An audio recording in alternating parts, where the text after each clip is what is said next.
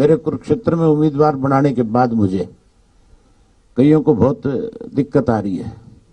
छाछ तो बोले सो बोले, छादनी भी बोलने लगी। गुप्ता जी शायद भूल गए बेचारे।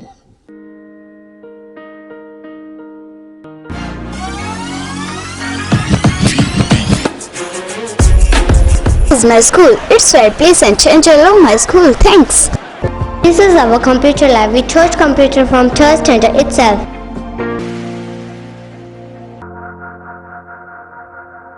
This is a school where my dream come true. मैं माजरा जी से, मेरे बाई इलेक्शन में भी माजरा जी ने मेरी खुल करके मदद करी थी।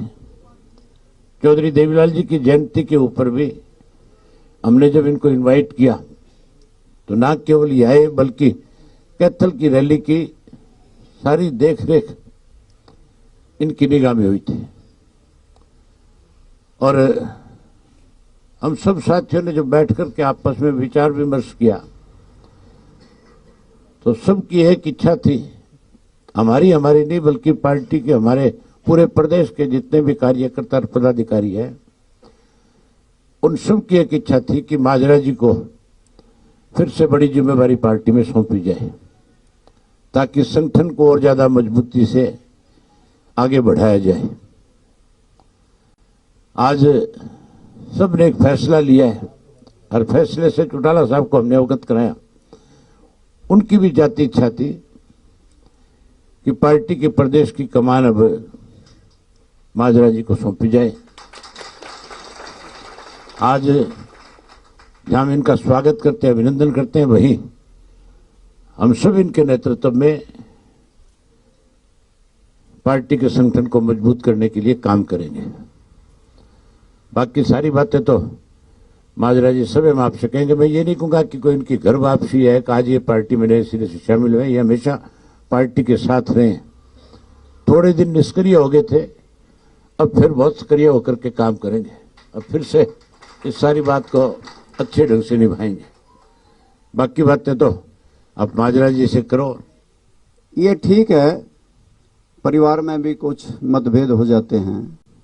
कुछ समय के लिए 2-3 महीने के लिए ऐसा हुआ कि वो मतभेद हुए और अभय सिंह चौटाला ने ये चैलेंज कर दिया था कि 3 काले किसानों के कानून जो आए हैं जिसमें एमएसपी नहीं रहेगा, अत्यधिक भंडारण की इजाजत बड़ी कंपनियों को दे दी और भू के मालिक बड़ी कंपनियां हो जाएंगी।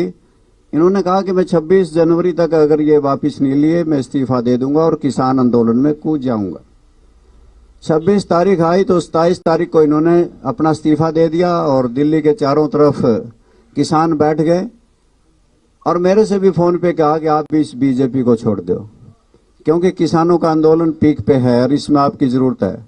मैंने तुरंत से आप सबसे मुखातिब होके भारतीय जनता पार्टी को तिजांजलि उसी वक्त दे दी थी और हमने पूर्व विधायकों ने स्वर्गीय श्री नफे सिंह राठी की अध्यक्षता में सब ने मिल करके कोई 150-200 जा करके दिल्ली के बैठे किसानों को समर्थन दे करके आए और उसके बाद उस किसान आंदोलन में भी अपनी भूमिका निभाई।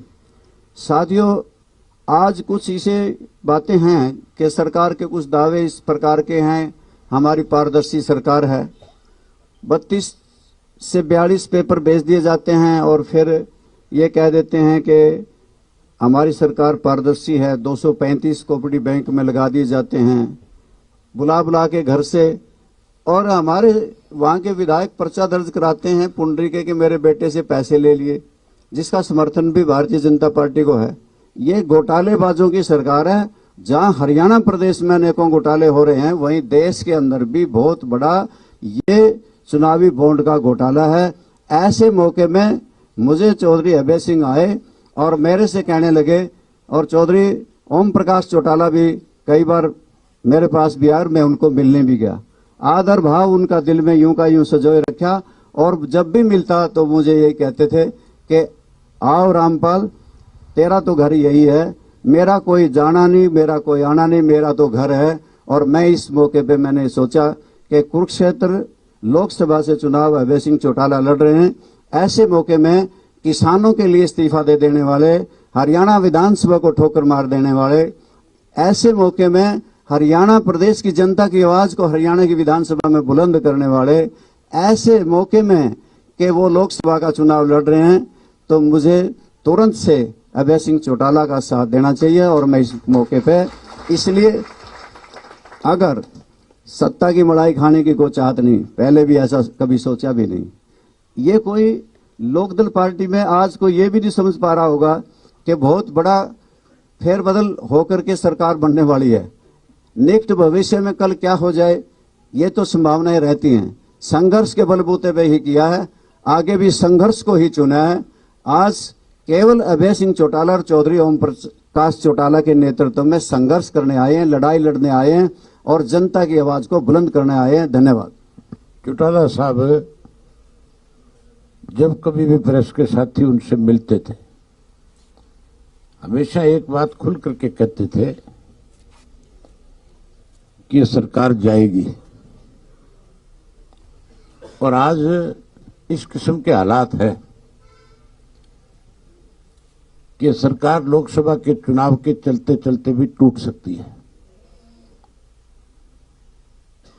जिस तरह से कल मंत्रिमंडल का गठन हुआ है, उससे नाराजगी बहुत बड़ी है लोगों में। सत्ता के साथ जुड़े हुए जो लोग हैं वो परेशान हैं। मुझे एमएलए है, सत्ता के साथ जुड़े हुए, तो दूसरे लोगों पे क्या असर होना है। हाँ, जो एमएलए साथ दे रहे हैं, खास करके जो इंडिपेंडेंट और जो जेजेपी वाले, ये बहुत दुखी हैं। जानकारी तो आपको भी होगी, खैर है,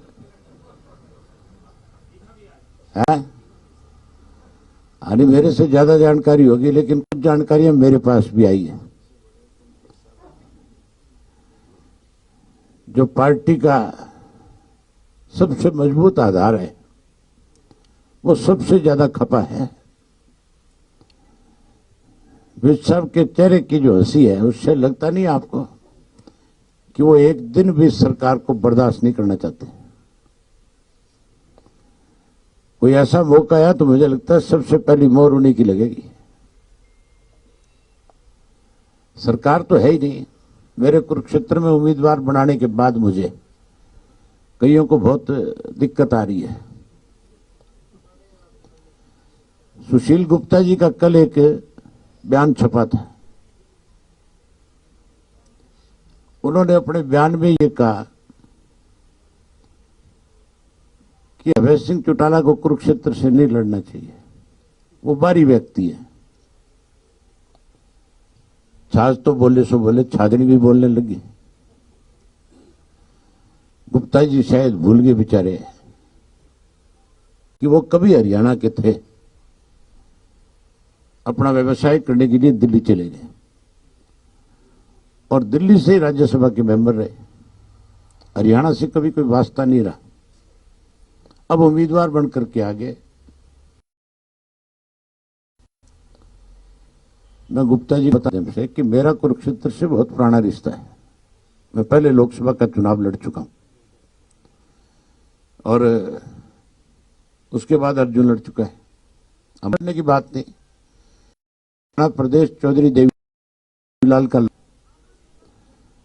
पूरे प्रदेश में जन्म तो है, ठीक है, हमारा सरसा में हुआ है, लेकिन रिश्ता पूरे प्रदेश से एक जैसा है। हम तो कहीं से भी जा सकते हैं। आप मुझे एक चीज बताओ, मेरे नाम की घोषणा के बाद सबको परेशानी हो रही है कि नहीं हो रही है?